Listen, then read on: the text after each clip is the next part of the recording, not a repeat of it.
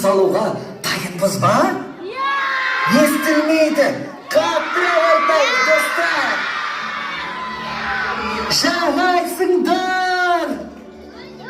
Ой, досым, қараш, біздің кішкентай достарымыз жаңа жылда қарсы алуға әдемі, ерекше болып киініп келіпті. Я, достым, байқадым, бүгін біздің достарымыз сондай әдемі болып тұр екен. Мәссаған, мұнаны қара, мұнда сан түрлі ертегілер кейіпкерлері жүр екен ғой. Сендер неге бұлай киініп алдыңдар?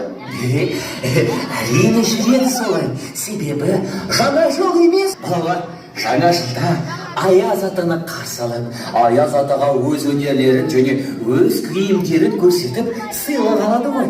Сол үшін біздің кішкентай достарымыз осылай әдемі болып киініп алған. Сонда бүгін Аяз ата? Достар, рас айтасыңдар ма? Алақай, Аяз ата келеді. Бірақ Аяз ата деген кім еді? Мәссаған, сен Аяз атаның кім екенін білмейсің бе? Білмеймін, ұмытып қалдым. Ой достым, Аяз ата дегеніміз өте жомарт, өте мейірімді, жақсы балаларға сыйлық беріп қуантатын бар.